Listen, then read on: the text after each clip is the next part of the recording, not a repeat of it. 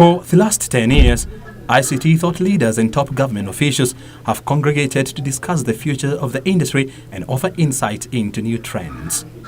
The Connected Kenya Summit has grown to become a one-stop shop for policymakers and implementers to exchange ideas on how to move the industry to the next level.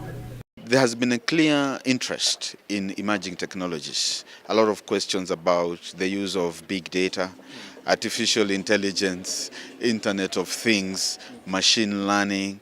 All these emerging technologies are actually coming out as a point of interest. And even on the legal and regulatory framework, people are asking about the various laws and regulations, what we can do as government to ensure we institutionalize ICT. Speakers during this year's summit called on the government to increase funding to the sector, which accounts for close to 12% of Kenya's annual wealth.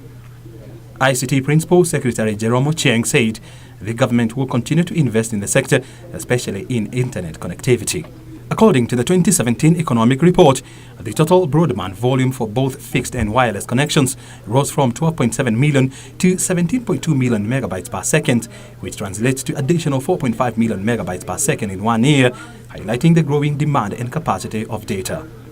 Moving forward, all governments will be ensuring that citizens get proper housing, citizens able to get universal coverage of health, citizens are able to have food security, and we're also able to provide employment to all the citizens of this country.